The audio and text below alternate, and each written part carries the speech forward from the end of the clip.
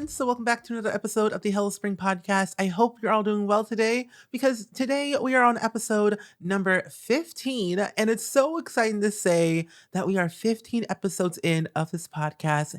And from all the feedback and reviews that you all have left on the social media on how much you love the podcast, it really means a lot to know that you all enjoy it. And I cannot wait for you all to hear the next few episodes to come of this season. But anyway, we do have a very special guest on the podcast that I know for a fact you all will definitely love. And her name is Dr. Ashley. You know her, you love her. She's one of my good friends. She was also a fellow contestant on The Sims Sparked with me as a builder, along with the fact that she is a very talented builder in the Sims 4 community. She actually built the haunted house with a Sims 4 paranormal stuff pack. And if you have that pack and you saw the haunted house, she built that house. And so I like to applaud her for her talent, her expertise, and her dedication to her craft of building and being just a kind and genuine person who loves to create for the sake of having fun. She's a YouTuber and Twitch streamer. Make sure to check all of her links down below in the show notes, but let's go ahead and hop into today's episode. I just want to thank you, Ashley, for being on my podcast because I have a lot to talk about.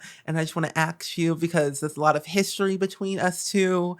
And I think the listeners should definitely know what's going on. But I hope you're doing well today. Thanks. I am doing well. I just finished work. Thank you so much for asking me to be on the podcast. When you announced it and I saw that you were asking like other creators and stuff, I was like, ooh, I wonder if Steven's gonna ask me. And then when you did, I was like, yes, I can't wait. So thank you. Yay. Thank you. I'm a huge fan of the podcast personally. Thank you. This is a good fangirl moment for me to be on a podcast, my first time.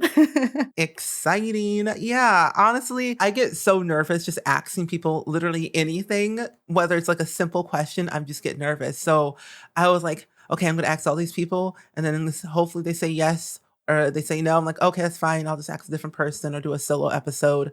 But I'm so glad you said yes because I don't know, you're so cool and you're so kind and you have like a very nice voice and you're so calm, cool, and collected, honestly. Aw, no, you're the kind one. I'm just chilling. Of course I would say yes. Did you like have any doubt in your mind that I would say no or decline? A little bit. I'm really? Like, oh, she's busy. She got other things doing. She has work, streaming. Yeah, I guess I am pretty busy, but like I'll always make time for you. So I'll never say no to you. Can you tell the listeners a little bit about yourself? So you can get like a little soapbox and just self-promo. The self-promo time. I'm Dr. Ashley. I'm a Sims 4 builder, YouTuber, and Twitch streamer. And I am mainly a builder, but I recently started doing gameplay on my Twitch channel. And I started YouTubing in 2017, and I started Twitching like a year ago. Or started streaming, not twitching. It's been that long? It feels like you've been streaming more than a year. It's been like a year and a month.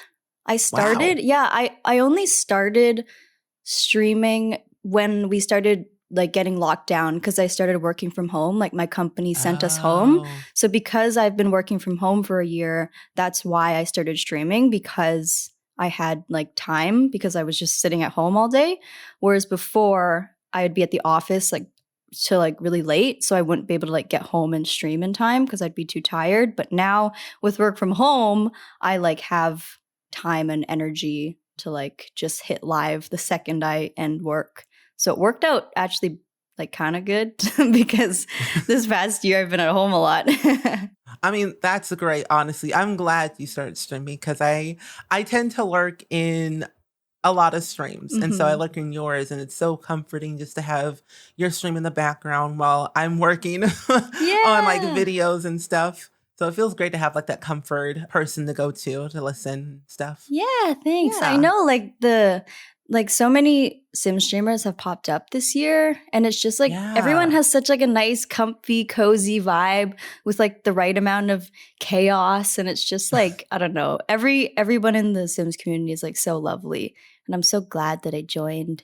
It's been like one of the best like years ever, despite all of the other things that have been happening in the world. Like the past year has been really great for like community building and like friendships online and stuff. So I feel like there's always like an upside to things despite like other things being bad. Like we made the most of it, I feel like. We did. I feel like the Sims community is so strong, and it's been like booming so much on Twitch like ever since last year.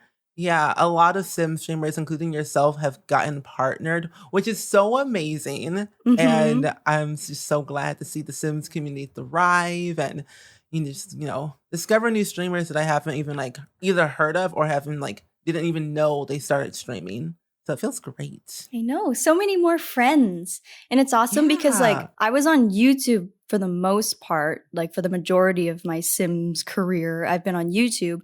And YouTube's like not as interactive with other people. Like even other creators, it's like kind of hard to like go onto other like creators' YouTube videos and like comment on their video. Like you can't really like become friends with them as much.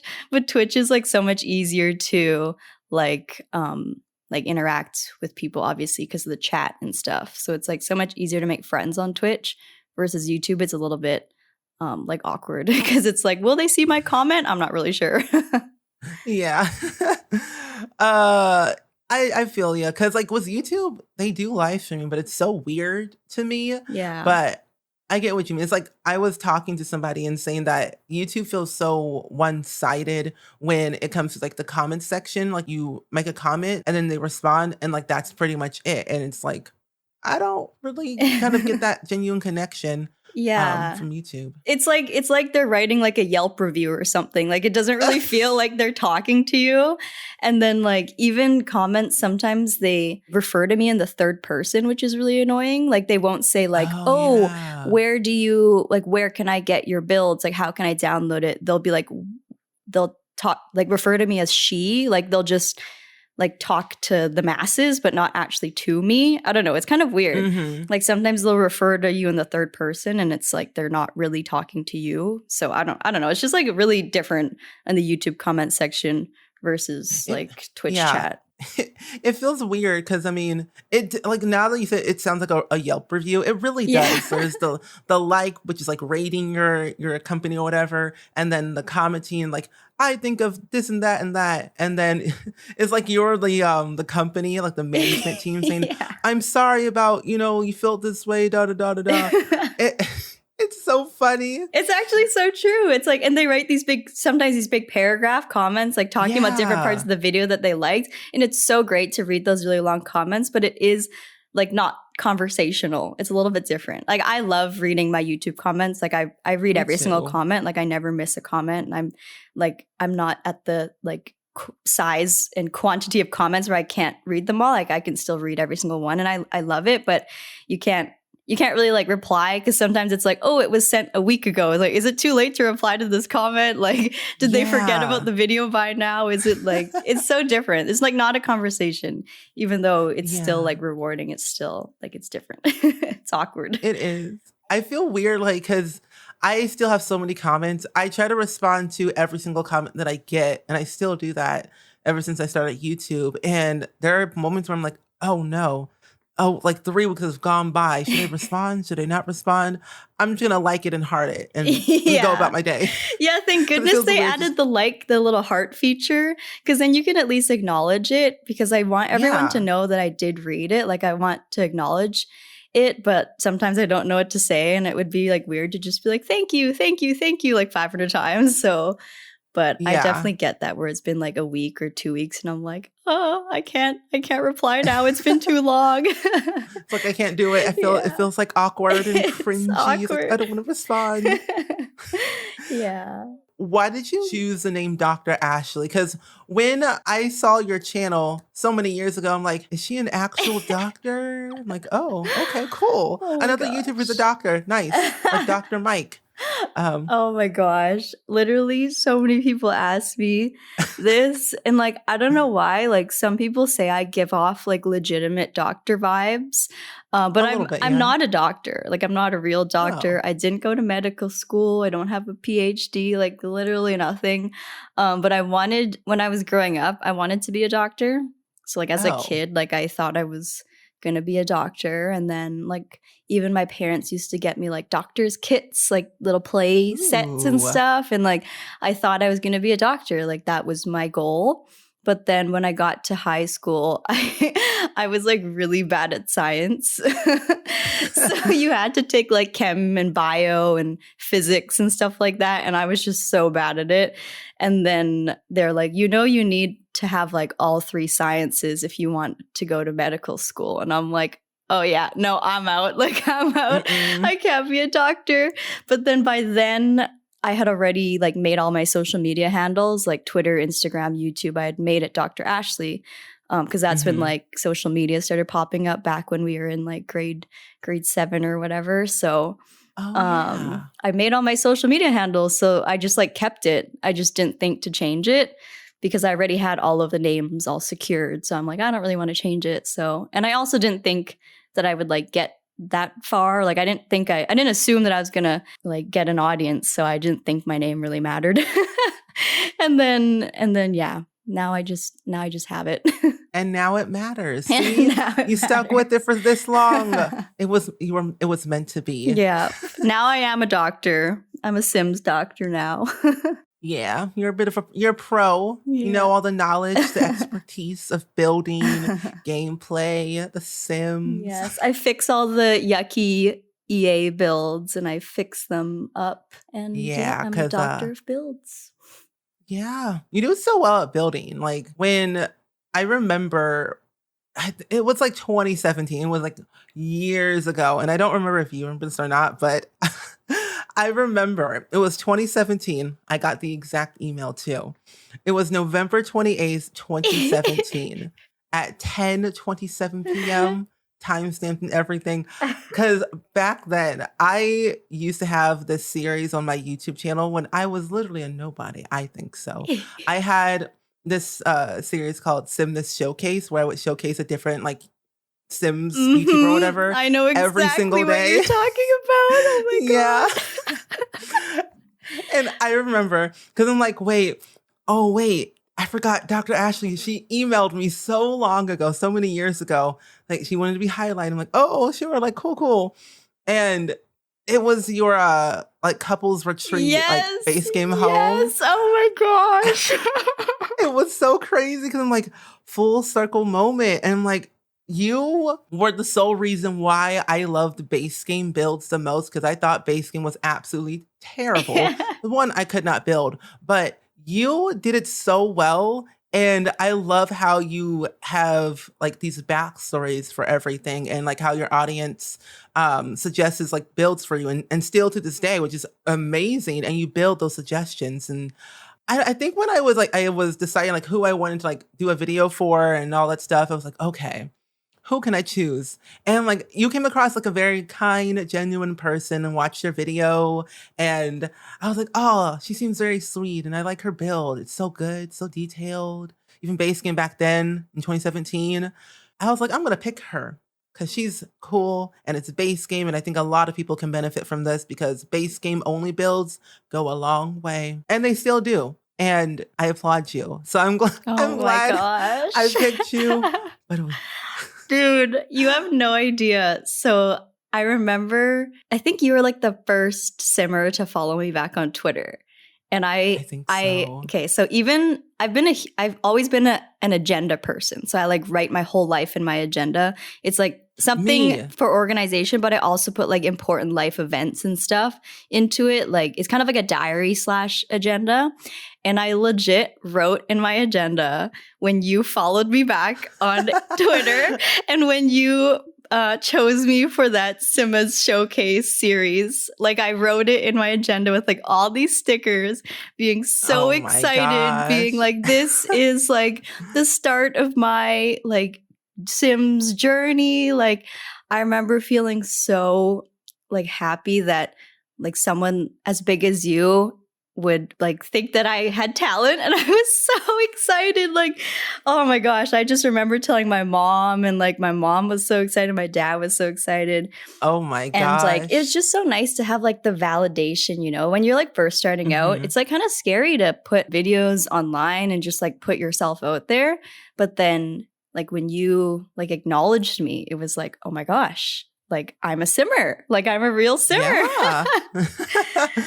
I don't even remember what I said in that video, to be honest. All I know was probably along the lines that you were very nice and very sweet and a very talented builder. And then I went to your video that you submitted. You are just so good at what you do. Like your talent comes across so well from like your Facecam videos that you did back then. Like I remember you would do, if people don't know, it was years ago, but if they don't know, you did like Facecam videos at the beginning of your build and talk about it and stuff. And then you went like into a voiceover mode. And I'm like, oh my gosh, wait, I get to see the person behind the voice. And I'm like, oh, ooh, I don't know. Yeah, no, I remember when I first started, I wanted, because I felt like, oh, how am I supposed to like differentiate myself in the Sims like speed build universe? Because I felt there was like so many speed builders out there, and like that was back then. Now there's even, you know, a million times more than there was before. But I remember being like, how can I differentiate myself? And that's why I wanted to do Facecam, because I'm like, at least if people come to my channel and they stumble across a video, I want them to, if they happen to stumble across another video, like I want them to be able to recognize me, be like, oh, I think I've seen this girl before or something like that. Yeah. Because sometimes it's difficult if it's just a voice. Like maybe you might forget what my voice sounds like, especially in the beginning when you're just starting out. And then that's also why I wanted to do base game only, is because I felt like there was maybe like a gap in the speed building. Like a lot of people used a lot of packs, so maybe I could like provide some extra value there where I only build with base game. It's also like a nice little challenge for me. And I was honestly also just like navigating the game because I hadn't played in like years. So it was like a way for me to like learn the game again, and I didn't want to be like too overwhelmed with all the packs. So I just like, I only had base game myself. Like I didn't even buy any of the packs back then.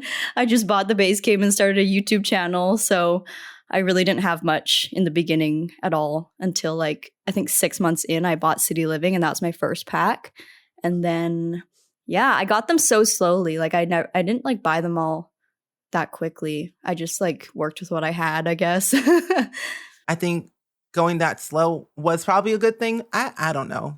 In my humble opinion, I think it's smart. So, I mean, you did so good with your base game builds, and I'm so glad that the more packs you bought, your builds got even better. And it's like your brain and your talent was just like going wild. Like you were a kid in a candy store, just building all these cool things. And oh my gosh. I think that's what made me excited to like watch your videos all the time, is that you were different and you would do like Facecam, because back then I don't think anyone did Facecam videos for literally anything. Yeah, I don't think anyone did, except for like maybe Let's Plays, maybe. Like I don't think anyone did it for speed builds, that's for sure. No. And now everybody does them. So I'm yeah. like, oh, okay. Did you ever have like this weird feeling that you would start a YouTube channel and it would go somewhere? Like it would grow exponentially fast, and you would be like this reigning,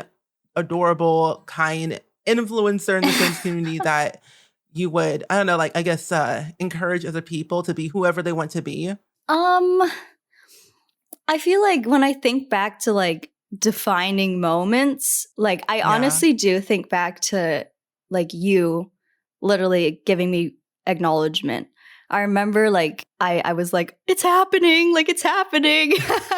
But like I mean, you always like hope that people are going to watch you and hope that you have something to offer. But like I also like knew, I was very aware that I was still like learning and growing, and I wanted to keep getting better at building. Like looking back, I'm like, how did people honestly like watch my videos? Because they're so, in my opinion, like I think they're better now. Like I don't, the stuff I used to do, I don't know, maybe it was good at the time. Maybe like we've gotten so many more features in the game now that looking back, like the builds look so old fashioned and simple because we have way more like things in the game now. But yeah, I mean, I don't know. I guess I just like took it month by month, and I always remember thinking like I don't care about like the subs. I just want like to know that people are like watching it and enjoying, you know, like even if they don't subscribe, but if they at least watched it, like I know that my, you know, my efforts didn't go to waste. Like someone out there probably enjoyed it and like spent 15 minutes or something like that watching the video. So I didn't really get too hung up about like growth in numbers or anything like that. And then all of a sudden things just like happened, I guess. I don't really know. It's weird. Things just like grow. And also, like, to be fair, like I work full time, so sometimes I don't really notice because I have other things going on. And then all of a sudden I look back and I'm like, oh my gosh, I've grown like 5,000 subs in a month or something. And sometimes you don't really notice because you just like are doing other things. And I don't know. Yeah, like your brain's going like 50 miles a minute and like, oh, didn't notice that. And then people tell you. So I'm like, I don't remember that at all. Yeah, and it's like you still acknowledge like the milestones and stuff, but it's not like you're conscious of like the growth or the rate of growth every single day. It's just, you know, exciting things happen and you just take it day by day and you just enjoy the journey and stuff like that.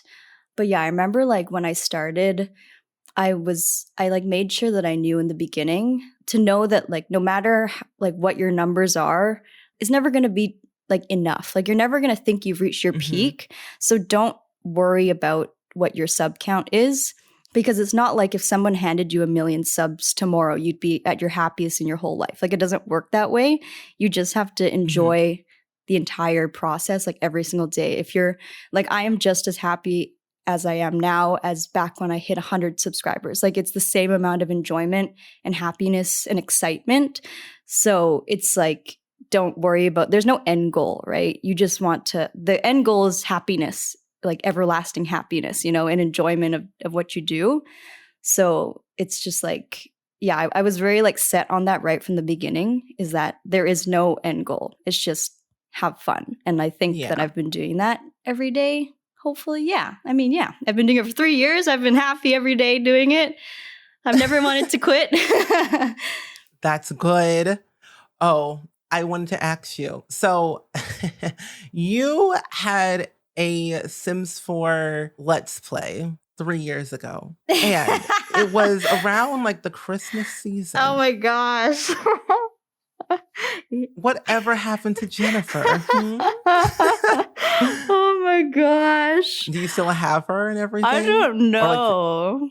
Well, I don't even know. That was on like my old computer. I definitely still have the save file. But yeah, I guess, oh my gosh, I don't even know why I did a Let's Play. I think like I intended to do Let's Plays on my channel just as much as speed builds when I first started. But then like I was recording on like a laptop, and the laptop fan was just like going so loud while I'm trying to record. So I just decided, I'm like, yeah, my computer cannot handle recording Let's Plays. So I didn't continue. But I mean, now it's been like 2 years since then, and I've finally revisited Let's Plays. But yay. Yeah, but I feel like I've taken such a long break from gameplay that there's so many new features that I like don't know how to play the game anymore.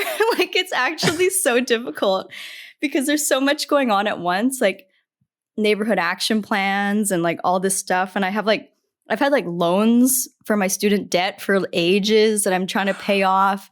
And like the power will go out from the land grabs, or I don't know. There's like random neighborhood action plans for the energy conservation. And I'm just like, I'm so confused now because I haven't been staying like super updated with gameplay.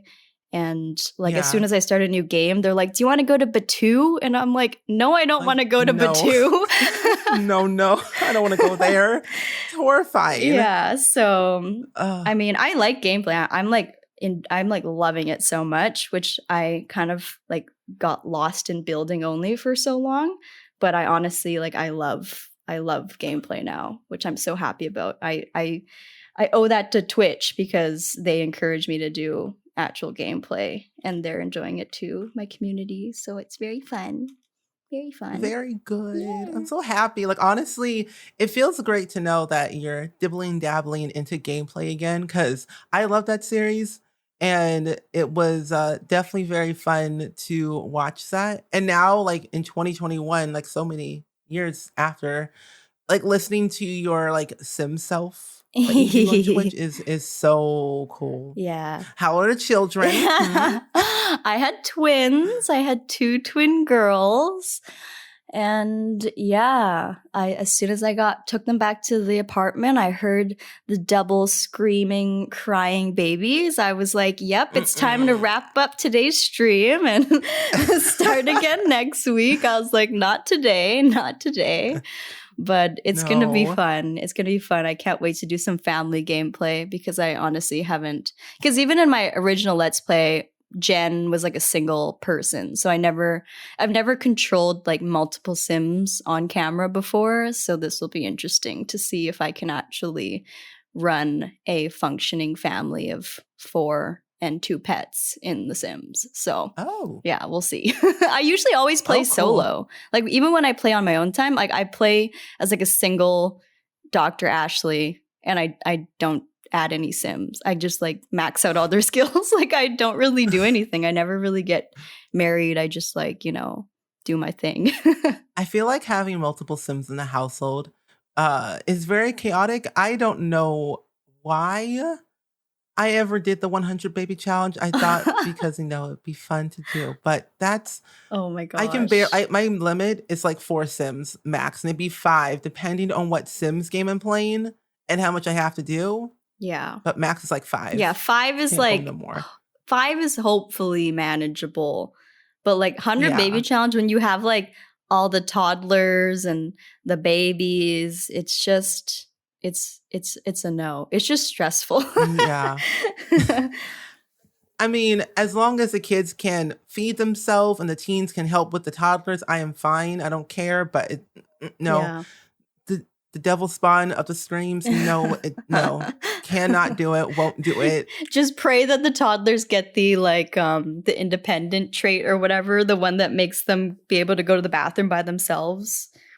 Yeah, that's the best. Very, very lovely. So the next question I wanted to ask you, so we're like 5 months in, and like by the time this episode comes out, it'll be June. Oh. But I wanted to ask you, what's been something you have been doing that you've been enjoying thus far this year? In 2021?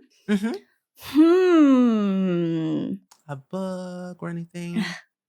A book? You outing me for not reading in like over a year? Well, I haven't read a book in like 3 years, so you're fine. Oh my gosh, fine. I actually haven't. I don't know. Like I've honestly haven't really changed anything for like a year. Like I've just been working, streaming, YouTube, like on repeat. In the beginning of the year, I tried to exercise more, but I kind of lost it after 2 months. Me. And then I have been playing a lot of, and I guess like I'm just such a gamer, right? But I've been playing a lot of games offline, like off stream, just for myself. Ooh. Which I think I always didn't want to start a game by myself because I felt like this weird feeling of like, oh my gosh, is it going to waste because I'm not creating content on it? Like, should I be streaming this instead? Is it a waste to just do it by myself? But then I'm like, no, because gaming by yourself is a completely different experience than gaming on stream. So I should just like enjoy gaming and taking time for myself. And not everything has to be like for content or for the stream and stuff like that. So I've been doing a lot more of that this year, like guilt-free. Which I don't know. I don't know if like you feel that way too. Like if you're doing something, like you feel like you need to like do it for content or something. I don't know. I just kind of feel that way. I've been feeling like that for years actually, and I still do kind of. But I've realized that it's okay to like play games when you're not streaming or recording, because when you're constantly on, you're focused on like a certain amount of tasks you have to do in like that amount of time. Because if you record it, you got to edit that down somehow, or we're streaming it, you stream for a certain amount of hours. But yeah, I feel like I've been doing that more often where I'm just playing on my Switch or playing BitLife on my phone and just doing whatever. Because I've been playing this game called Jenny LeClue. It's like a mystery murder type of game, and it's so good. Just playing on my Switch on the couch, just relaxing, or playing Animal Crossing or Stardew Valley has been pretty good lately for me. Yeah. No, Um, I mean, it's good because it's hard because when like gaming is your like job, yeah, it's like, am I logging unpaid overtime by just playing these games and not recording it? But but exactly. it really is, it can be a job and an enjoyment too. It Like, is. so it's hard I to guess I'm find the gonna do balance, better. but I feel like especially during like this past year, we've been just like indoors gaming like 10 times more than usual because we can't leave the hmm house. But I mean, this is like the first year. Yeah, I guess my first full year since I graduated university, where I didn't have really anything, mhm. and where like YouTube and Twitch is like my full-time job, and so is this podcast, that I'm able to do things on my own, where I don't have to focus on like school, my other two jobs, and my other extracurricular activities that I had going on in university. Mhm. I can now breathe for Yes. once. Well, it doesn't seem Um, like you're like breathing that much. Like you're still grinding so hard. well, Like you yeah. you haven't taken any time off after Well, graduating. You've just been on to so many things. You always have like a project or a team you're running or a podcast or daily yeah. upload or Twitch. It's you're like one of the hardest workers I know. It's crazy. I have to constantly be busy or I'll get bored very quickly. It's like I need to like have a project or work on something. So I put my head into the game of I want to stream every day except 2 days of the week. I want to upload every other day on YouTube. And I've been doing that since I graduated, which is great.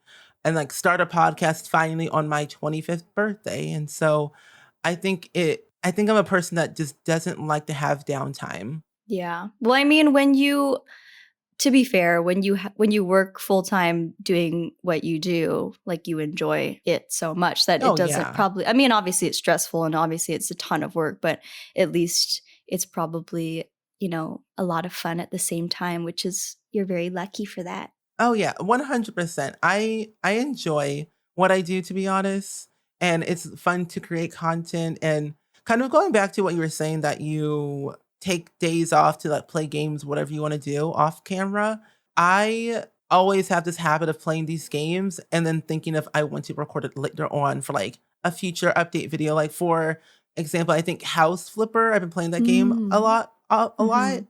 And I was like, what if I like record a video and do something about this as like a renovation, like fixing this ugly house to make it better, or recreating that house in The Sims. Like I always think of like new ideas that I could do to like quote unquote reinvent myself, if that Yeah. makes any sense. No, that's good. I I don't know. mean, that's like the mind you need to have to thrive in this space though, right? Like always thinking of new Yeah. ideas and new ways to like create content or just like things to like spice things up on your channel or just in the community in general. So I mean, you're always full of ideas, Stephen. You're definitely made for this. No, you're made for this. You literally have so many ideas. Like if people look at your channel right now, it's like full of different ideas that I could not think of because my little noodle brain can't think half of the time.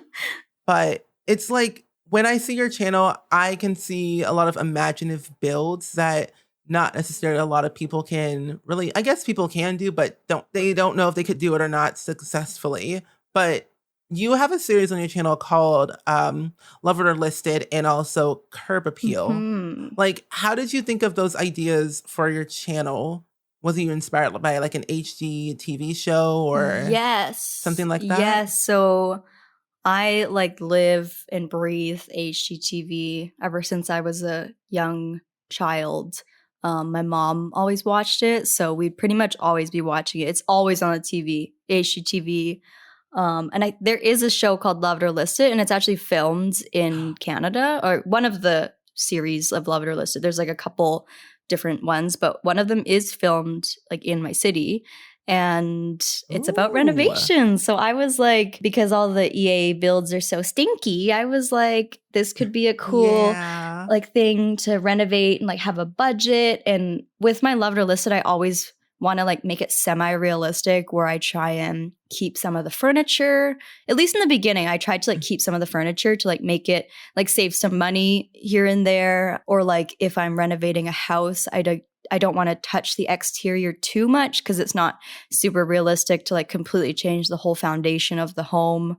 So yeah, that was, I don't know. I think in the beginning, I just wanted to come up with like cool concepts that people could remember me by instead of just being like naming the video Sims 4 renovation. I wanted to name it like a series, like Love It or Listic. So people would be like, oh yeah, that's the Love It or Listic girl that does renovations. So I think in the beginning, I just wanted to try and like brand it some way. Like nowadays, I kind of just upload like general speed builds. I don't always stick to a series because I'm a little bit more comfortable in my content. But I think, I took a lot of inspiration from HGTV. Same with Curb Appeal. I think Curb Appeal is an HGTV show as well. I didn't watch it, but I was just like looking at the names of them.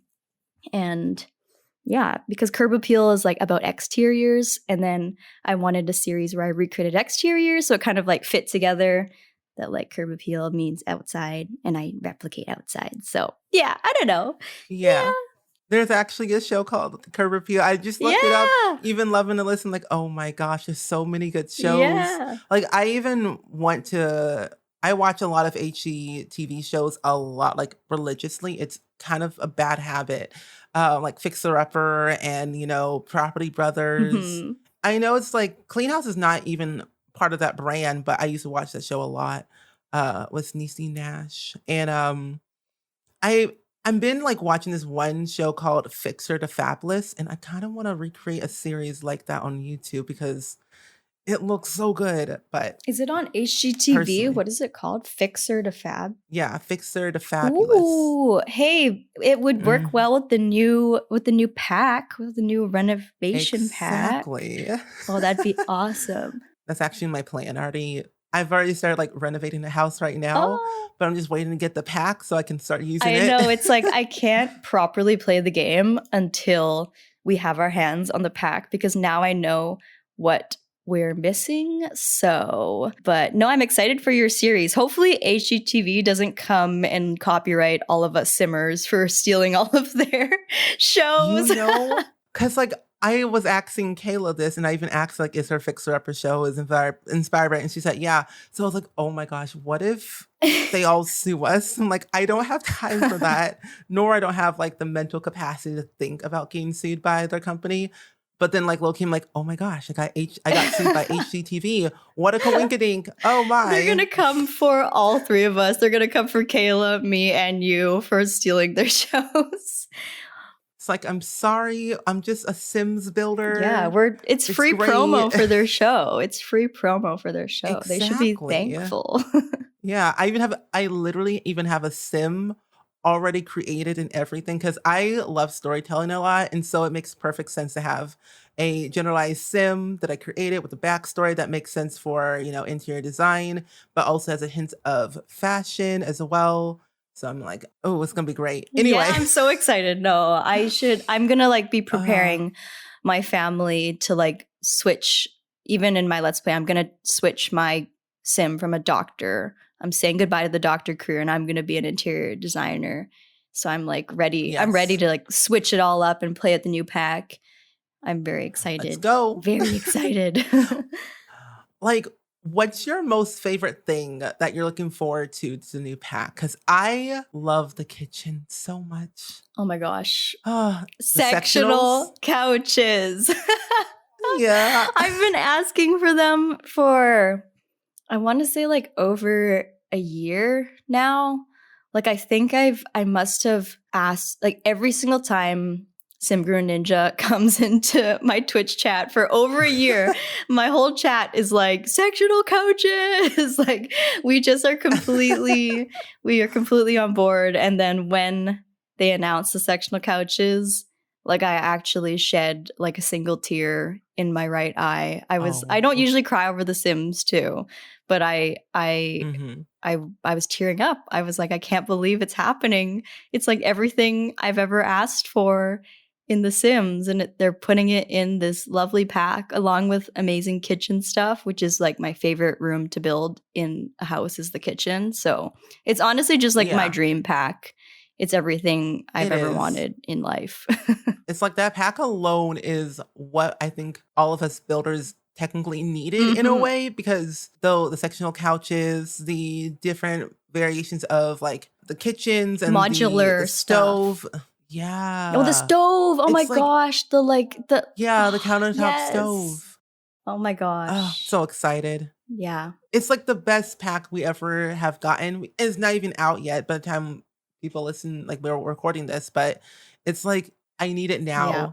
Simgrew Ninja's just teasing everybody to like the day it releases, like, we can't have it, but you have it. Why? I know. He's so mean, tweeting out all those little sneak peeks and stuff. It's painful. It's painful. But honestly, like, I feel like The Sims this year has been like killing it so hard. Like every single thing they come out with this year has been like great. Like obviously not everything's gonna be everyone's cup of tea, but like overall I would say that I've been really happy with the stuff they've been giving us this year. It's been A+. Indeed. For the people who don't know, when did you start playing The Sims? Because I read in my email you haven't played The Sims since you were the age of 10. But of course, when you start your YouTube channel, it's been longer than that. But I don't know. But when did you start? I started when I must have been around 10 years old, maybe younger. It was back when Sims 2 was out. So gosh. I don't know what year that would have been, but I was definitely like a child. Like 2004. Okay, so I was like in grade 3 or whatever. Okay. But yeah, so I played The Sims 2 and I didn't have any packs.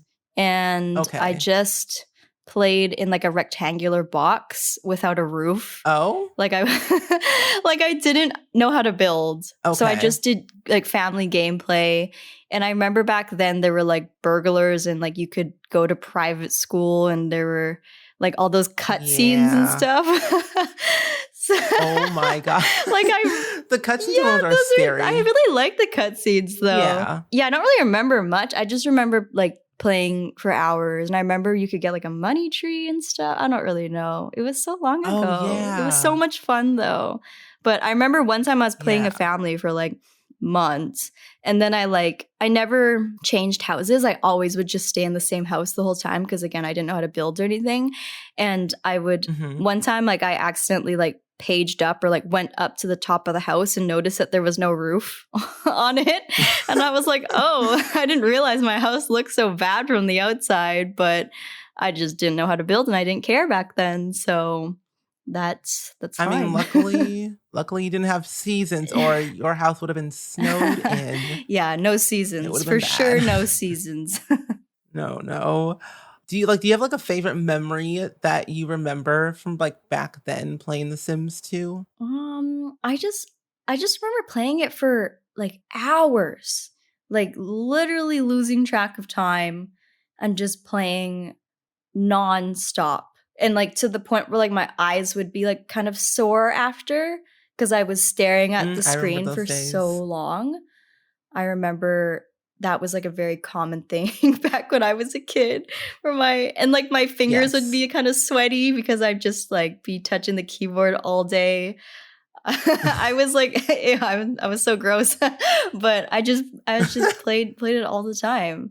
And like I liked it because I think it was like one of the like first, I guess, like solo games that I'd play because I played a lot of like Nintendo games with like my brother and stuff, a lot of like multiplayer stuff. But The Sims was something that was like just me and just me alone controlling everything. Like my brother didn't like tell me what to do or anything like that. So I really enjoyed it as a kid. It was like my thing. Oh, that's nice. I still play The Sims 2 till this day. Aww. I just play it religiously. Where do you get it? I think that, because around when like I've always bought The Sims 2 when they were releasing the games, or at least my parents bought them for me. But then it was around like The Sims 4, like when it first became a thing, when they announced it. And I think when it got released, they were doing like this giveaway or like this code that people could use. and get the Sims 2 Ultimate Collection for free on Origin. And so around that time, I snagged it so quick that I'm like, I need to have this now. And so I've had it ever since the Ultimate Collection since 2014, and been playing it constantly. My gosh! So you have it on Origin. It's not like the old Origin school discs or anything. I still got those as well. I'm like, I don't think my computer has a CD player thingy, but I wish I could. I wish I could get it. So speaking of The Sims, anyway, you have a true talent for building. And I want to know, because I never really know what goes into this at all, but I'm assuming EA contacted you saying, hey, can you build us a house for our new stuff pack that you can't tell anybody for a couple months? So for the paranormal stuff pack, like, how did that even work? My gosh. I remember when they contacted me and they're like, oh, do you want to have like a meeting? There was just like a meeting. It was just a meeting. So I'm like, okay, like, are we filming another reality show or like what's happening? it could literally be anything, right? And I didn't know if it was like a private meeting or like with like all the game changers or whatever.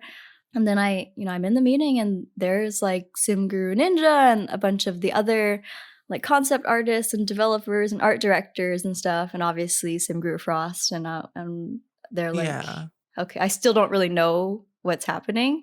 And then, then they told me about what was going down and if I wanted to build them a haunted house for the stuff pack. And like the whole time, it was like a video cam meeting, obviously. And like the whole time I was trying to like act like cool and professional because like these are all people that are like working at EA, like even though and I was like trying to be like, I'm a professional, influencer, I don't know. So but I was like really trying to like contain my excitement. I really just wanted to like scream and be like, yes, I would love to. But at the end of the meeting, it was funny because obviously I wasn't going to say no. Like who would say no to that? But they were kind of like, so is this something you would be interested in? Like, would you like to accept the opportunity? Or I don't remember how they phrased it, but I was like, obviously, yes. Like, did you think I would say no? So it was very fun. And then after that, there were, multiple meetings and stuff like that to go over all of the items and multiple revisions of my build. Like I'd send it to them and they'd send it back to me and we'd make some changes and they'd suggest different changes here and there because it was like trying to merge my style with like the concept artists and the art director's kind of vision for stuff. And like I wanted to respect like their intentions for how they wanted the pack portrayed as well as obviously my style. So it was a little bit it was really like nerve-wracking because I'm like, I know what my style is, but I'm not sure if I can like properly capture what they want. But that's why it was good that we had so many revisions and stuff. And then even after all that, I forgot a trash can on the lot. So at least Kayla didn't notice. Nobody noticed. I was like stalking everyone's review. Like I was going to like Kayla's review. I was going to like James's review, and like they all kind of looked at my builds, and I'm like, okay, nobody noticed the trash can, so we're fine. Oh my goodness, that's wild because as you know, because you renovate a lot of EA builds, they lack furniture. But I was like, that's not an ordinary build. Because I knew it was built by you because you made a video. But I think when I opened up the gallery and I got the pack, I think I didn't know or something. I'm not entirely sure. I can't remember. It was a long time ago. But I was like, that's not an ordinary EA build. Like we all know sometimes when there's like more than like 15, 30 items in one build with good landscaping, not ordinary build from The Sims. No, it's a person with the community that they know. Yeah, no, they're really good. They even let me use debug. Like they let me use some of the debug vines, like to make the vines go up the side of the house and stuff. The only thing is they didn't let me use bb.move objects, obviously, but they did allow some debug, which was nice. And and I wanted to ask like, oh, how many items can I put in? And they're like, oh, we'll just put as many as you want and then we'll test it. And then if we need to remove items, we'll remove items. So I'm like trying to jam Okay. as many items in as possible and like see if like, because you might as well put more. And then if they have to delete some, it's fine. So I Yeah. put as many as I could and they approved it. So it was all good. Oh, that's Yes. good. Like, were you allowed to like alt Yeah. place? Yeah. Alt place Oh, was good. fine, just no BB.move objects. So yeah, if they come knocking on your door, Steven, you'll know the rules. No BB.move objects, Yeah. but alt placing is fine. Oh, And some debug. I'm Yeah, fine with just sneak that. in some debug. They won't notice. No, they will not.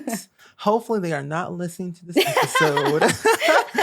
Oh my gosh, it'd be wild. But no, that'd be like I've screamed out into the heavens. I should probably tweet it because I've only said it on streams. But I'm gonna tweet it eventually saying I want to build, if we ever get a Generations like expansion pack, I would love to make one of the families and one of the houses with a backstory, because that will be literally my dream of all the three things that I love doing: storytelling, building, and create a sim. Yes. No, you definitely have to build for one of the packs. 100%. If I they would love to. like, they really should keep utilizing the community because like Yeah. we're respectfully, we're way better. So, I mean, it's your full-time job. So obviously you're going to be Yeah. good at it. So they should use your talents. I think 2021, it's going to happen. You're going to build, Yeah. your name's going to be in the credits of a pack for sure. Oh, that'd be lovely. We're And manifesting then I can it. just frame it. Yes. Oh, did you frame yours? Like you just took a screenshot and just framed it? I didn't frame it, but I do have it saved on my documents folder. A Very screenshot, good. yeah. And like when I remember when the pack was released, like my build was on like the front page and everything. So I like had all that framed, or not framed, but screenshotted. It's as good as framing. But That's good. yeah, it's like, I kind of think though, after that happened, because we did Sparked last year and then I did the pack this year. In my head, I'm kind of like, what more could I do? Like, surely I have peaked in the Sims community. Like, what more could they ever ask me to do? Like, I've done, like, I don't know. Like, obviously maybe I don't voice act? Yeah, voice acting. I'll be the next soundtrack. Oh my gosh, wait. That's what I wanted to talk to you about that as well, The Sims Spark, because your voiceovers are just like chef kiss. Like it's so like, I don't know, it was like not Mean Girls, but it's the Gossip Girl one.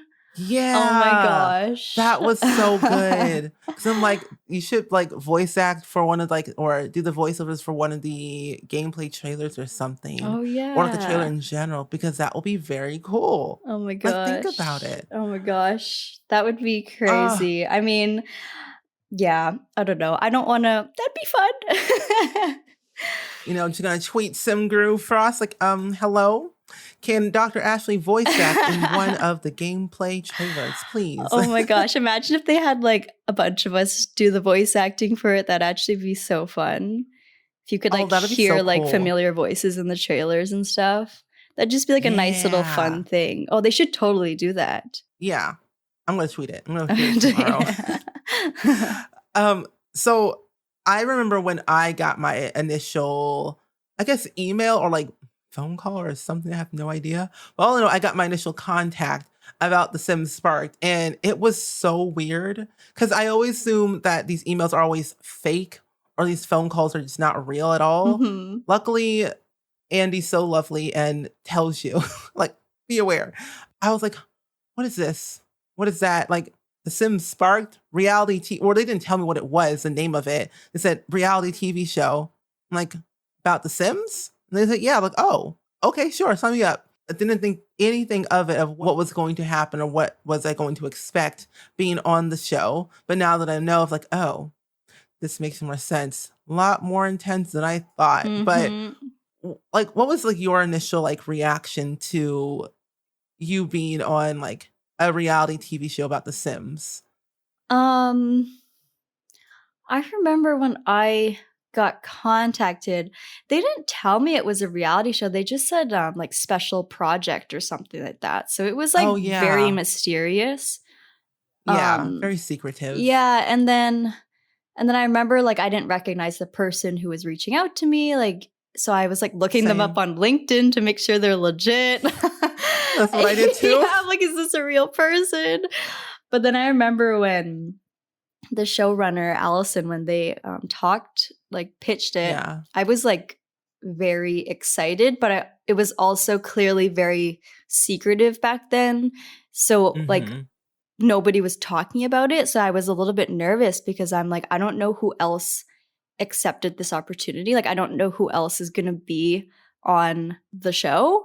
So Yeah, when, neither did like, obviously I I. was very excited to be a part of it, but I was like, is it going to be like a bunch of random people, or are they choosing influencers or game changers, or who are they choosing? Like, I just had no idea who was going to be there. So when I was like going to the hotel, I was like, am I going to like walk up and see people I recognize, or am I just going to be like alone and sitting in my hotel room alone? Like, I don't know. I was very excited, but it was hard to be excited because usually like even when we go to like EA Play and stuff, like we are in like Yeah. a group chat and we're like talking and getting hyped up about it. But for this, it was just like arriving in the dark, like by yourself. And like you couldn't Yeah. talk It's to like, anybody about it beforehand and like compare outfits or nope. wardrobe or anything. They just told us like what to bring and whatever. So I don't know. It was definitely like fun and exciting, but it was a little different because we had like no idea what we were walking into. Yeah. All I know, I like the day I was flying out, I just took a picture and posted on Twitter. And I'm not kidding. I think I said, leaving the state or whatever. And Jen tweeted under that tweet saying, is it what I think it is? And then she DM'd me and was like, yeah, it's about that. So I'm like, that's how I found out she was on it. And then that's usually how I figure Oh out my how gosh. she's on the Sims camps and stuff, because we tend to chat a Hmm. lot about Sims. And so it's like really, really cool to at least have some intention of knowing who's going to be there, at least one person. Everything else shot in the dark, don't know. I have no idea who's going to be there. And of course, we've been to EA multiple times. And so it's like, this is new. Plus, we've never been on a reality TV show. Well, I No, don't I've know if you never been have, on but a no. reality show. But it's like, it's so weird that we're all like used to being in front of our computers with our cameras on, but not with cameras in our face or having to be timed for certain things at this high Hmm. level. I guess a lot of people just don't know uh, what it was like Yeah. being on that show. It was a little bit stressful, It actually, I would was say. so stressful. Like even just standing there, like I don't think people realize like how many cameras were in the room at any given time. Like it looked There were like so we many. were like filming like Iron Man or something. Like there was like ones on like that Yeah. big crane arm. There were ones like on someone's like wearing like a backpack. They had all these other ones on like these huge tripods as if it's like CNN or something. Like there were so many cameras and people just like adjusting you and adjusting your hair and your mic like all the time. So many people behind the cameras like looking at you and stuff. And you're really self-conscious because at any given time, like there's a camera on you. It's like my face was like so stiff the whole time because I'm like, I don't want to like make a weird face because they're Yeah. filming at all angles. Yeah. So it was like hard. Even sometimes it's like hard to focus on the building too, because like there's cameras in your face and they're recording like everything you do. So it was definitely super. It was so Oh, different yeah. than what we're used to, but it's still fun, obviously. Yeah. Because you were the builder on the show for, I think, Oh, Team cow plant, yeah, Cow cow Plant? plant. Yeah. I was Team Freezer Yes, Bunny, the best team, even though we second got best eliminated team, episode second 1. best. But it's like building, I think back then, I was so under a lot of stress. And I'm so glad that they cut out me bawling my eyes out on in the episode. Like I cried the majority of the time throughout the entire like first Wait, did episode. you? So yeah, well, because you and like Avery and Steph were like doing something else, and then like all the teams were doing something else. And there was a camera talking to D. And I think it was like after the initial voting thing before the second like round or whatever. I don't know what it was called. The second challenge. That's Oh what it yeah. was. Yeah. It was like around that time. And all I know, Dee was talking to the camera about something, I think about our sim, Tosh. And then afterwards, it was like me and Jen in the back of the computers, like having a heart to heart. And then we just start crying. And then all these cameras just start bum rushing us. I'm like, get away from me. We were both sobbing. Luckily, they cut it out completely. Wait, we were sitting right next to you. How did we miss this? Well, no, because it was when we were starting to do the second challenge. Oh, so we were like we were like doing our own thing. Oh my gosh. I feel like everybody, let it be on the record that I'm almost 100% sure that everybody cried at least once. Oh yeah, cried. Whether or not it was shown on camera, I'm sure. Like probably just from like overall tired stress. Yeah. Yeah. But though, I think that overall the show was pretty interesting because I love The Sims so much, and I know that you do too. And it's so great to see that they are putting The Sims on like the spotlight on national TV for people to see, and getting more eyes out there for the franchise and seeing it grow. So I think that the show was a very good idea for what they did, and I hope they do a season 2 because that'd be very fun. I wouldn't be a contestant. A mentor. A mentor. We should come back as mentors or judges or like a guest judge or something like that. Yeah. Like all the guest builders help the builders and vice versa. Yeah. Fun. I feel like it would like get more, because you know how they are always trying to get us to give little like anecdotes of like what we're feeling or what we're saying. I feel like if like we went on as like mentors to like talk to them, we'd be able to have like more genuine conversations with them instead of like talking to the camera guy who would be like, okay, tell me how you're feeling. And it's like, I don't know. Yeah, but no, it was definitely like such an honor to be on that show. Like, obviously, it doesn't matter. Like, I'm sure every single competition reality show is very stressful. Obviously, it's a competition. There was a lot of money at stake. So obviously, it's going to be stressful. And I really liked that whole like production team like really knew, like they're very organized, like they knew what they were doing, like it was so professional and like so well run. Like I really liked that part about it, because you could tell they've done this before. Like didn't they also do like RuPaul's Drag Race and like MasterChef and all that stuff? Yeah, the same people that did all that, so they're definitely like pros. So it was really nice to work with like such a big production team and stuff like that. Such a good experience. Yeah. What was that guy's name? Because he was not, I would say personal assistant. He was like, I guess, bodyguard or something. The bodyguard. His name, because like all I know, he helped us so much when it came to the fact that we needed something on the spot, like water or whatever we needed. He was there, and it was so helpful. I thought he was like very strict, but no, he really wasn't. He was just being very kind and genuine. Yeah, personally. They were called like, I don't know, I can't remember what his name was, but they're called runners, right? And they would fill up our water, and they would like like hold our jackets and stuff. His name was Trask. I found it. Yeah, Trask. Oh my gosh, Trask. Oh my gosh. He did the James Charles one too. Yeah. Oh my gosh. I think he did that one, and then it was he worked with Joey Graceffa on his YouTube series or show. Oh my gosh, really? I think so. I'm pretty sure. Did someone mention it in the chat or something? I think so. I'm not entirely sure. Trask. Oh my gosh. Hard ice. Hard ice. Oh my gosh. That was, oh my gosh. Good memories. It's funny because like, even though it was so stressful at the time, like looking back on it now that it's been like a year or 2 years or whatever, like I just remember like the fun parts of it, you know? Yeah. It's like you just block out the stress, and it was really fun to spend, you know, so many days straight with everybody.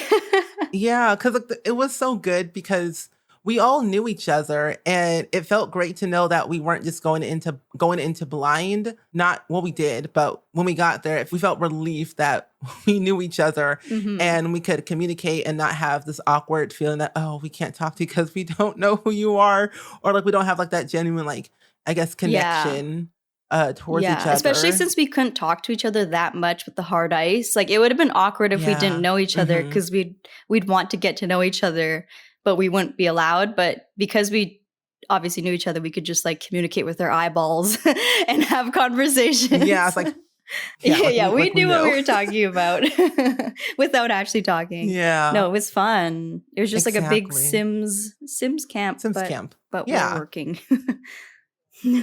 Yeah. I mean, honestly, we're constantly working. Like we're there for work, but it was worth it. It felt like I always like when we go to these Sims camps events, I never assume them as vacation because I'm like, one, we're Yeah. all working, and then two, it's like a get together family Yeah. reunion of seeing people Yeah, it's a again. big family I don't know. reunion. And it's like half family reunion and half like working. When we do like the game capture, we're just like head down working so hard trying to Yeah. record and stuff like that. And then afterwards it's just like fun family catch up and stuff. It's so much fun. I hope we get to Yeah. do another meetup this year, hopefully. Me too. Hopefully. Hopefully. I'm fully vaccinated, so Oh, which is awesome. great.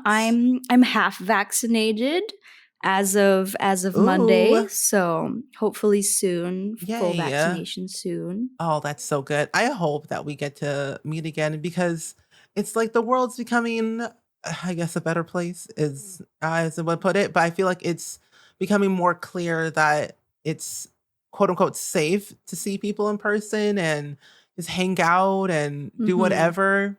Well, not whatever, but like Yeah. just hang out. And I don't know. I hope we have another Sims Yeah, camp no, I one of these think days. we will. It's kind of interesting because in the beginning of the lockdown, there was kind of like a shift towards, oh, maybe we don't need in-person events anymore. Everything can be done virtually because like the world Yeah. adapted so quickly. But then, 6 Hmm. months later happened and then all of a sudden it kind of like bounced back and it was like, oh, okay, like maybe no more virtual stuff. Like we need to see each other in person. So it like kind of went full circle where there was like a moment in time Yeah. where the world was like, oh, we're never going to need to go into the office anymore. Like there's no value in that anymore. But now everyone's like, okay, I'm sick of it. Like let's do in-person events. Like I can't do virtual anymore.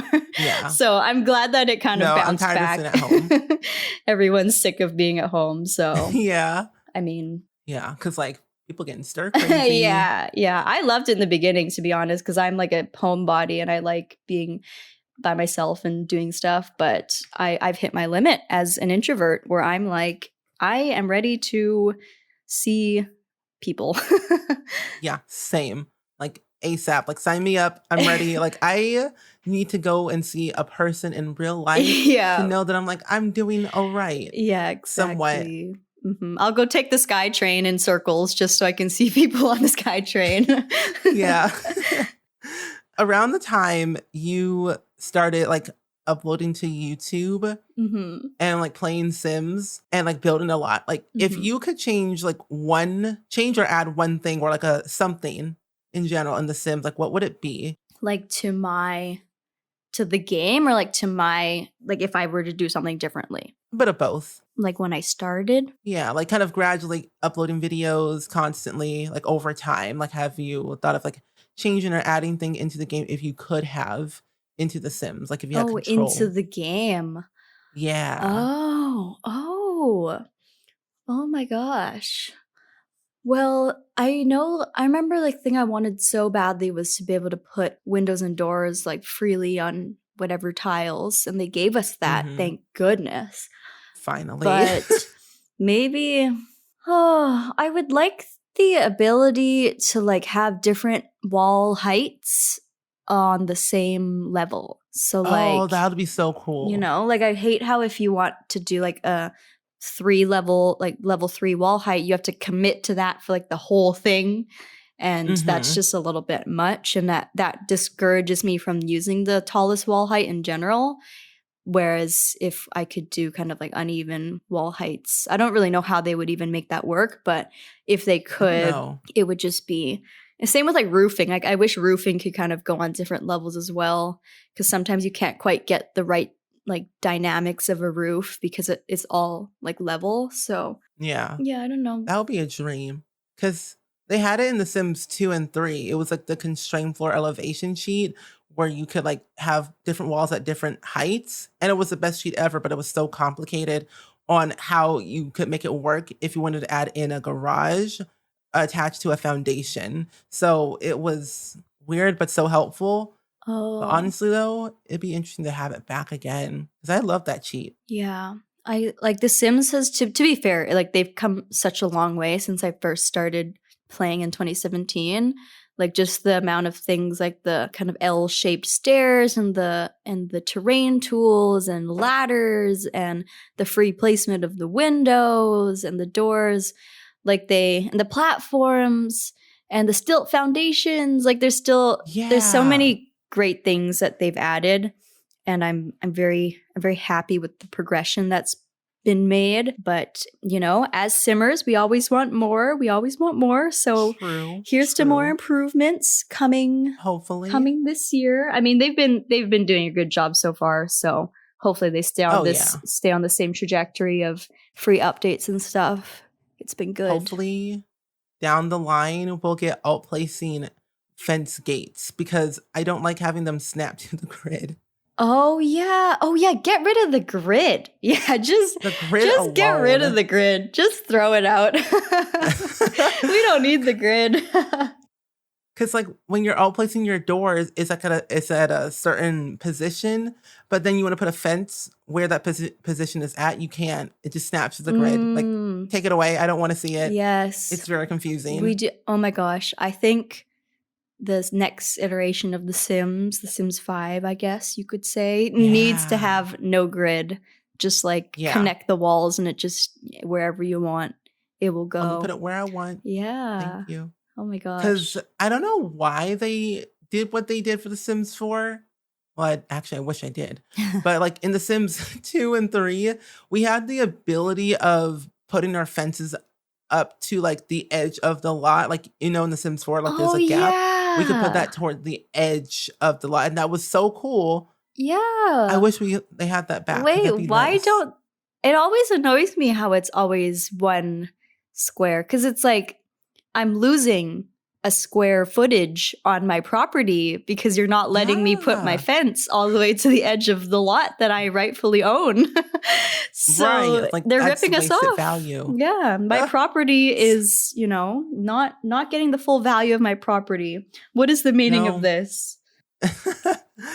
I wish that our Sims could like have the ability to like do that in the game, like just push the fence towards the edge and Mhm. you'll be fine Yeah, and be good to go. I mean, debug fences count. You can put them wherever you want, true. but it's not the same Yeah, because it it's just not goes straight through it. exactly. It doesn't keep Vlad out. No. Vlad will always just show up like, I'm here. What a lovely neck you have. Like, get away from me. Oh my I don't want to gosh. see you.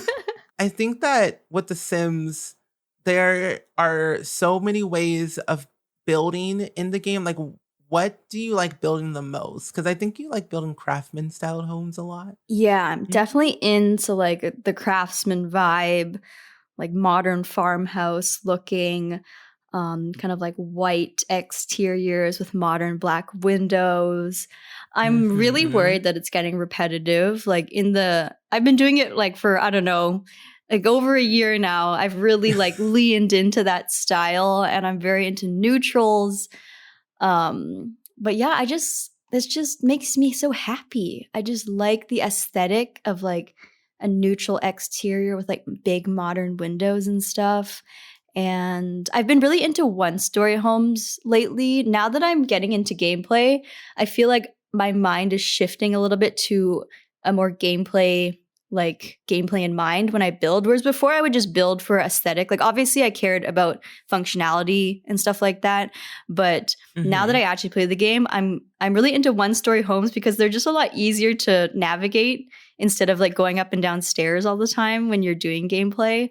So I want to start building more like large 1-story homes so that my Sims can live in it and I don't have to have my toddlers go down the stairs and take like 3 hours to crawl down the stairs and stuff. So Yes, because they take forever. yeah. Even when you teach them how to walk, they still take ages Yeah, they to get just down the too long. stairs. Takes too long. It's like wherever the toddler is, like they're staying there for their whole childhood until they age up. It's like you live upstairs on the other side of the house and I live over here. Don't talk to me. Don't whine. You'll be fine. I will drag the plate of food to you. Don't leave. Just leave. I'll put the food on the floor. You'll be fine. Don't cry. Yeah. I won't come to your aid and need. So like what keeps you like going, like creating content like on YouTube and Twitch? Because a lot of people just go into the mindset that they'll do it for a long time, like maybe a year or two, and then leave, or they don't feel like as excited anymore. Like, or I guess life gets busy too, of course, but sometimes people stop. But there are like other people in the world that have the mindset of, I'm going to make all this money and all these subscribers and views and whatnot. But in reality, the numbers don't really matter. Numbers over impact. And it's like, go into the paint of thinking that you want to create content because you enjoy it and not for the sake of like what will be the outcome of it. Just like hope for the best and see where it leads, but just have fun with it. But like what keeps you going back to it? Yeah, for sure. I'm very much similar. Like if anyone is out there and like they want to start a YouTube channel to like make all this money, like I'm gonna be real, like you're not. No. It's never like as, good as all these influencers that, obviously if you have 10 million subscribers, it's a different thing, but it's not going to be like that. Like you have to really just enjoy doing it. And I guess for me, because I work, this is kind of like my creative outlet. So I'm never burdened by the numbers or the ad revenue or anything like that because I have a job that will support me. So I don't really have to worry about that with the social media stuff. Obviously, I want to get it to a place where I can be full-time content creation. Like that is my end goal. It's not in my path at this very moment, but I hope to get there one day. But I think in order to get there, you can't be so money and number focused because as soon as you only care about that, all of a sudden it becomes a job and it's not a passion anymore, really. So yeah, for me, it's always been a creative outlet. I've always had a YouTube channel and a job at the same time. So I just do it for fun. Sometimes the good thing about doing both is like if I am not really feeling up to it, I don't really have to post, I guess. I only post like once a week. Obviously, I want to post more, but sometimes, I'm just busy with other work. So I don't post and I don't force it. And it's fine because I'll live. But yeah, I think I just do it because I like it. But Twitch really helped me push like the passion even further because it added another level of like connection and inspiration. Like my community just has so many good ideas. It's like I've learned so much from my chat and like them suggesting ideas and we have so much fun building together. I definitely really like, having the building with people type of a thing instead of just building myself. I'm not sure where I'd be now had I not started Twitch just because building alone is quite a bit different than building with like a Twitch chat. So I feel like, yeah, I don't know. Like I said earlier, like sometimes it just, all of a sudden I just look and like things have progressed and things have grown and I obviously do things with intention, but I don't necessarily have like an end goal. I'm just taking it day by day, month by month and having fun. And it's just gotten me to this place and I'm still working hard at my day job. So we're just trying to progress through life, like we're just trying to survive and have a good time at the same time, I mean, that's good. I mean, take it one day at a time, never rush through things, but continue to work hard at what you can do. Yeah. That's the best is just, and that's funny because like we've known each other. I've known you since the very start of me making Sims videos. And like, it's nice to know that like throughout this entire time, like we've just been working hard and having fun and staying in touch and like, you know, watching each other grow and thrive, and like our passion for the community and the game has just gotten like better and deeper and stronger every day. And all of a sudden it's been like 3.5 years and we've known each other for that long. And that's a long time. Yeah, we've both been at it, just doing our thing and like thriving. Like you're obviously thriving, and it's really fun to just like be a part of it. And it doesn't really feel like it's been that long. It just feels like we met like last year, but it's been ages. I can't believe time flies by so quickly. I feel like there was a saying or something like that. Once you do a reality TV show, it's like time just went by like that. Yeah. I don't know. It's weird. Yeah. You do one reality TV show and that's it. But it's like we've known each other longer since the reality TV show. And I think we never expected to be on a TV show like The Sims sparked. And like we even won an award too, which is so cool. We did win the award. I think we were nominated for 2. Did we win both or did we just win the one? I didn't really follow. I'm not sure. I think we won both. Probably. I think we must have. But yeah, that's crazy. Like we literally met on Twitter and on YouTube 3.5 years ago. And now we've been on a reality show together and we fundraise together as well. We're streamed together. Now we're doing a podcast episode. Oh my gosh. We've done so much. It's so great just to be able to like have friends who are just like-minded people and just have fun together. It's just so cool. Yeah, no, it is. And I think you're one of the only ones I've really like kept in touch with since the beginning. Like I remember when I first started my YouTube channel, there are a lot of like other small simmers that I was like connecting with on Twitter, and pretty much every single one of them doesn't make Sims videos anymore. Like they all like left and stopped uploading. So it's kind of like sad, but I guess obviously life happens and people do other things. But like they were like genuinely my friends back then. And now it's like there's like new people coming to the community all the time, which is great. But all the OGs from back in the day when I had like 100 subs, like they're all off doing other things, and I don't know where they are anymore. It's kind of sad. Yeah. I wish I knew, like when I first started, I wish I knew where my OG friends were at. Like, what are they doing nowadays? Yeah. I don't even remember who my first subscriber was. It probably was me on my old YouTube channel I had. You and your family members. Yeah, actually, no, it's funny. None of my family members, besides my parents, knew what I was doing. Really?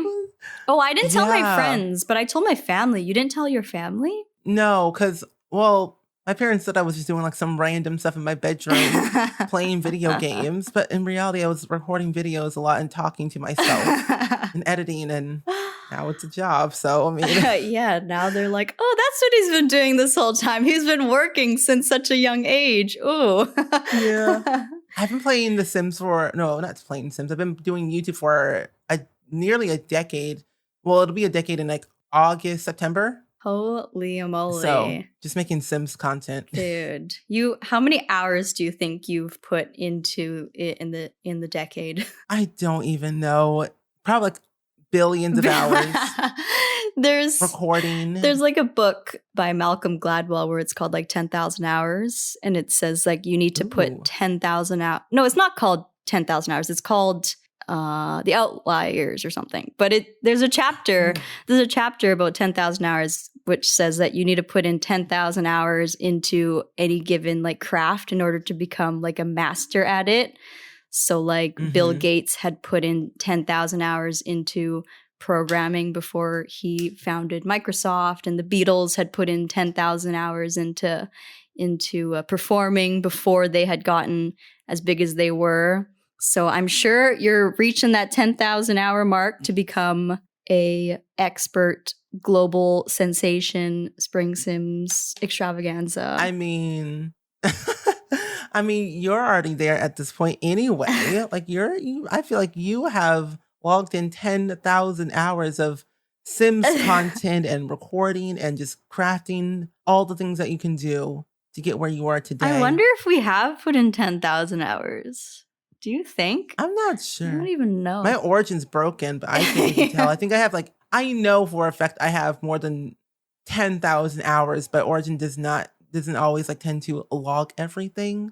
So that's kind of sad. Wait, you have 10,000 hours in The Sims? Yeah, probably more than that. Oh my gosh. See, you're a Sims expert. You're officially called a Sims expert then, if you've done over 10,000. I record so much. Oh my gosh. I mean, on Twitch, it's like, it says I have logged over 165,000 hours on Twitch for like streaming. What? Streaming or watching? Yeah. Oh, wait, hold up. I think it says reached Wait, how do you see it? 250,000 hours watched total on your channel. It's on your achievements on your dashboard. It's on the Insights tab. But I think. I don't know. Is it I the definitely kind of a back. big deal, this in progress one? Oh, yeah. I have 48,000. Oh my gosh. Oh, wait, it says, the Empire business. I streamed more of total of like 2,000 hours. What? Oh yeah, my on gosh. Twitch. Like in a given month, I tend to stream at least the most, like almost 70 hours in a month. Oh my gosh. Yeah, because I stream nearly every single day for like 3 hours, sometimes 3.5. And of course, when I do charity streams, it's like 1 12-hour stream sometimes too. So that tends to add up very quickly. Mm-hmm. Kind of insane. That's actually crazy. And when you think about like what normal people do in like a work week, which is like 45 hours of like office work, and you're doing 70 hours of streaming on top of YouTube, on top of editing and podcasting and all the other social media stuff. Like it's definitely a full time, like more than a full-time job. Like if there's any doubters that think that streaming and YouTube is not a full-time job, it definitely is. It takes so much work. Like the editing, figuring out what you want to do for a video. Thumbnails and the Photoshop and the voiceovers. Oh, the voiceovers take even longer. Oh my gosh. I repeat myself a lot. I edit my voiceovers to like edit out all the parts where I'm like, Yeah, Really? because like I always pause and like I get stumbled over my words, so I like have to edit out like little 0.5 second increments of my voiceover where I'm like I don't know what I'm saying. Oh, okay. Because it was like, see, if I don't like something, which is pretty much almost every single time in my voice, I tend to repeat it, and I'm like 10 minutes in. Oh, like you'll and say it again? No, I'll like redo the whole entire like voiceover completely. Like, I don't like it. I'm gonna redo it. I probably have like I rambled and like did something crazy, so I just end up reading the whole build. Oh my gosh, that's so. I used to do that in the beginning. Actually, I used to sometimes like I'll start a voiceover, and if like I'll get 3 minutes in, and if I'm already not feeling the vibe, I'm like, yeah, no, this ain't it. Like I already feel icky about myself. I'm like, I'm just gonna start over. Yeah. But usually I know within like the first like 45 seconds if I like am enjoying myself or if I'm already annoyed at myself. So I'm like, yeah, no one's gonna want to listen to this, and I'll just start over. Sometimes it's better to just start fresh. Yeah, same. That's what I do with a lot of like, voiceovers or LPs that I used to do. The intros. Re-record the. Oh my gosh. Do it 50 times. The intros take me so long. Yeah. I'm never satisfied with anything with my intros. I'm like, I'll just go with the flow and hope for the best and move on with my day. Yeah. Well, honestly, I wanted to know, are you a Virgo? I am. How did you know? How? Well, because your Twitter profile says your birthday. So I just assumed. Plus it says like October 23rd to September 22nd is Virgo. And I was searching up this website for like a build idea that I wanted to do. I think you should do it too. Okay. If you want to. It's perfect homes based on zodiac signs. And Virgos are like, they love modern houses. And so I would assume like big windows and all white exterior is perfect for you, Virgos. Like you're always super clean, organized. You'll want to show how tidy your house is for the rest of the world to see. Are you like that?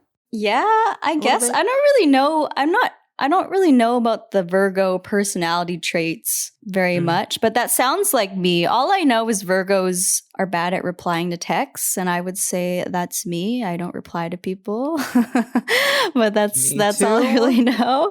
Because I think that with these Virgos or the zodiac signs in general, it's always so interesting to see like what type of house they would end up like, I don't know, making or living in down the line. But I don't know. I'm a Pisces, and I don't know why, but tutor style does not speak to me. I don't vibe with that. I mean, Pisces always want to make people happy, and they're super focused on the artsy dreamers, which I mean is really true. Yeah. All I really want to do is make people happy at the end of the day. That is so true. Yeah, you're definitely a Pisces.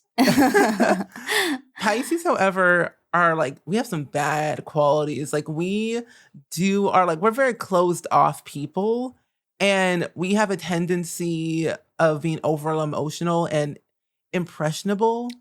So it's like we can be very over emotional and very moody at times, depending on like what's happening with our emotions and what's going on in the world and everything. And we tend to be overly trusting and easily swayed. Oh, interesting. I mean, I'm reading here. It says that Pisces are known for being incredibly creative, which is so true. Yeah. Empathetic and generous. Oh my gosh, that's literally you. Yeah. I feel like Virgo is going to say like, no, shows no emotion ever, completely heartless. That's gonna be me. No. Virgos are pretty cool. I mean, Jenna Marbles is a Virgo, and she's pretty cool. Yeah, okay. That makes me feel a little bit better, I guess. But yeah. I mean, hardworking, creative, reliable, patient, kind are like your positive qualities of being a Virgo. So I mean, hard work does pay off, and look where you are today. Reality TV show, podcast interview, and you build a house for The Sims. Your names are in the credits. Like, hard work pays off, honestly. Okay. It also says that I'm critical, stubborn, pessimistic, skeptical, narrow-minded, inflexible. Oh my gosh. This is me not wanting to branch out in my Sims building, being overly critical over items in the game. Me. Oh my gosh. I guess it's accurate. What can we say? Oh my god. Okay, I'm gonna do the build. I'm gonna do the Virgo build. You should do the Pisces build. Yeah, I'm definitely gonna do that. Honestly, because it sounds like a really cool idea to do for sure. Yeah. But anyway, we've reached the end of the podcast. It's almost 2 hours long. Oh my gosh. But I did want to ask you a few rapid fire questions, of course. Okay. However, they're not rapid fire questions anyway, but questions in general. Okay. So what are your recommendations for someone who is looking into like YouTube or Twitch, or looking to find a TV show or a book or a podcast or etc.? Like pretty much any recommendations that you want to give to somebody who's looking into trying out new things. Like who should they listen to or watch? Yeah. Maybe the Spring Sims podcast is very good. Very good. I've been watching, there's a Canadian YouTuber, her name is Lord DIY. I've been watching her vlogs. Oh my gosh. I really like her. I love Lauren. Yeah, she's so, like, she's kind of rebranded to be like not geared towards younger people anymore. She's like more genuine to how her personality is now that she's older, because she's like, I don't know, a little bit older than me or something like that. So her content's so relatable now, and I absolutely love her. So I've been watching her a lot, but honestly, I don't have that much time to watch a lot of YouTube and stuff like that. I honestly just put on podcasts when I'm working and stuff, and lately I've been listening to yours. I don't know. I just like do random podcasts. I know Laura DIY also has a podcast too, so I listen to her podcast too sometimes. I was gonna say, I'm like, Wild Till 9. That one's good. Yeah, I'm a fan. Pretty good. Yeah, nice. Yeah, I recommend watching Laura DIY. She's really cool if you're into like that type of content. Like what I like about YouTubers is that they start their channel one way, and then of course we all grow up and our content changes, and it's good to see the progression over time on how content is changing, Mm-hmm. which feels good. Yeah. Because no one likes having like, the same stuff over and over.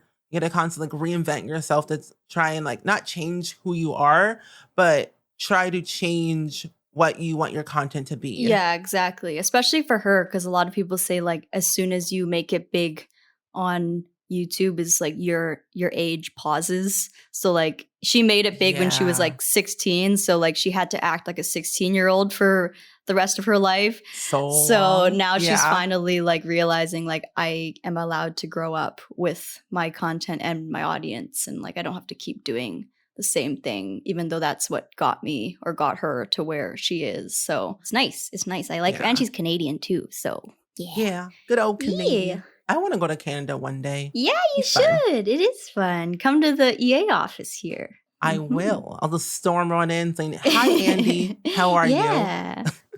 you?" The next question is, let's see, what game have you been playing thus far that you've been enjoying? Because you said earlier that you've been playing some games off stream that you've been liking. I have turned Mhm. into a big Stardew Valley farm girl. Yes, I love Stardew Valley. Yes, I finally caved and got it. I know you were hyping it up. I know Rochella also is always talking about Stardew, and I just decided to get it, and yeah, it's fun. I mean, I'm not very good at it. I'm only in like summer of year 1 or something, but okay. I like it. It's fun. And I like to play it on my own time. It's very fun. Me too. Yeah. I played on my Switch Yeah. more than my PC. Yeah. But it's such a good game. It's very comforting. And the fact that it was made by one person was wild. I know, that's crazy. People keep telling me that, and I'm like, I do not believe that it was just one person. But yeah, it's amazing. It's very Yeah. good. Very good. One person, all the music, all the assets, everything was made Even by the one music? person. Yeah. What? Mhm. The talent. The talent. I know. Oh my gosh. And if you don't like if you own a Tesla, apparently you can play Stardew Valley in your Tesla. Really? Yeah, Kayla told me about that. I'm like, really? You can play Stardew Valley in a Tesla? I mean, honestly, more money to him. So talented. Very good Oh, you game. can actually play the game, not the music, the game. No, the game itself in your Tesla. That's so random. And I know. wow. Okay. I mean, for the kids or whoever's in your car. Oh yeah, that's play true. some Stardew Valley. Yeah, I guess like maybe you just want to escape from your house and you want to go play games in your garage and go play in your Yeah, Tesla. just sit there. Oh my gosh, that's my new life goal. Okay, set. Yeah. Set. I'm going to write that down. Buy a Tesla just for Stardew Valley. Yes, very good. So, knowing what you know now, what advice would you give to your younger self? Oh, my younger self. Yeah. What would I tell? That is hard because I don't have many regrets. So like, you know, like I feel like everything that I've done is like very I don't really regret anything. So I guess I don't know. Maybe I would have said, this isn't necessarily like my younger self, but like semi younger self. Maybe I would have said to like start YouTube earlier. Just because I kind of didn't start it because, you know, it's kind of like, I don't know, it's kind of like when none of your friends really watch that much YouTube, and you would like if you were to tell them you had a YouTube channel in like high school, maybe it would have been a little bit like, oh, they have a YouTube channel, whatever. So I didn't really have the confidence until after I graduated university to do it, because by then I was a little bit more confident in myself, and I was like, yeah, I don't care what anyone else thinks. So like I applaud anyone that started it when they're in high school, because like people could be mean in high school, you know, whereas university, like I was an adult by then, so I started it then. So I wish I had started earlier, and I wish I wasn't so like self-conscious back then. So maybe I would tell my younger self to just do it. Just do it. Yeah, same. Because I started YouTube when I was in high school. I was a freshman in high school. I didn't tell anybody Granted, because I'm like, can't go through that stress anymore. Not doing it. I was bullied way too much. But however, I'm glad I have told people. But now it's like when you tell people, it's like, oh, you were on a reality TV show? You have a YouTube channel? Where have you been? Like, I've been in your school this entire time. Calm down. But it's so weird. I don't know. I think that it's just is very the atmosphere or like the environment of like the internet has changed so much that it's become the norm. Now every kid and their mother wants to be a YouTuber. It's like, I want to be a YouTuber when I grow up. I'm like, oh, cool. That's an amazing thing. Like people make a living from YouTube, and it's nice to see that it's becoming more like normalized, I guess, Yeah. because you have the creative freedom to do what you want and make your passion come true. Like if you are a doctor, you could make a YouTube channel about being a doctor and about, the pros and cons and all these different things. Like if you want to be a lawyer, make a lawyer YouTube channel. Like there's a YouTube channel for literally everything under the sun. People just don't think it's like, I guess, reliable, which yeah, it's not, but no, but it's like, if you put the time and the work into it, it can definitely become a thing later down the line for sure. Yeah, and it's the reason that it is actually a legitimate career path now is for,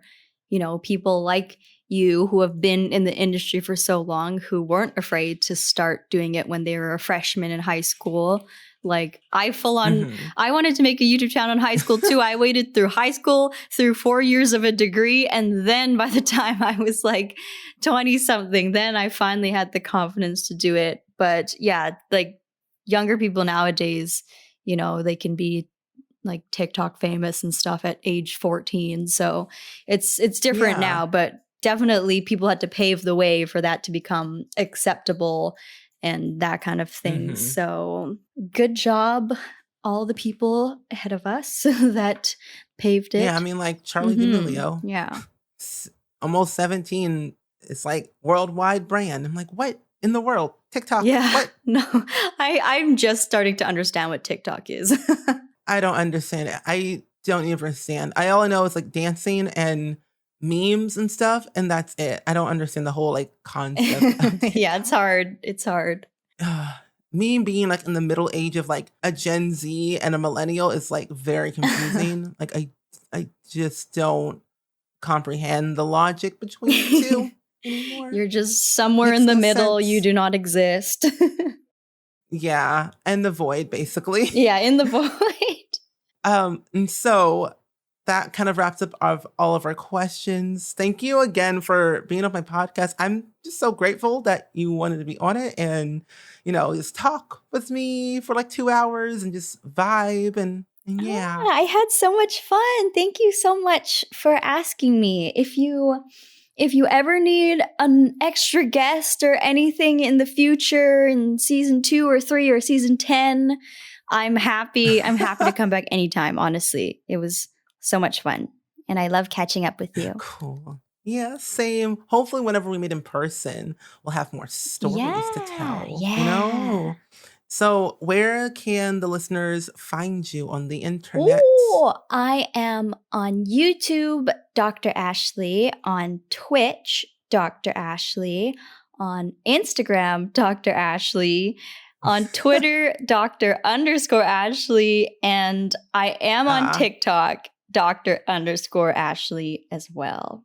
So I hope you all enjoyed today's episode with Dr. Ashley. It was definitely a little bit more of a long one, of course, because we have so much to catch up on. And the whole idea for this podcast is just to play catch up and have fun and interview some good friends who are in the internet space of gaming with YouTube and Twitch and social media and everything under the sun. And so hopefully you learned a little bit more about Dr. Ashley, of who she is, what she does, a little bit behind the scenes of The Sims Sparked, especially on how she kind of did the whole paranormal stuff pack build and everything. And I definitely had so much fun just talking to her, playing catch up as a friend to friend and kind of explaining more about what we do as, YouTubers and Twitch streamers and stuff like that. But anyway, make sure you check all of our links down below in the show notes, but go ahead and follow and subscribe to me on Spotify, Apple Podcasts, Google Podcasts, YouTube, or wherever you listen to your podcasts, and I will hear from you all next week. Bye-bye!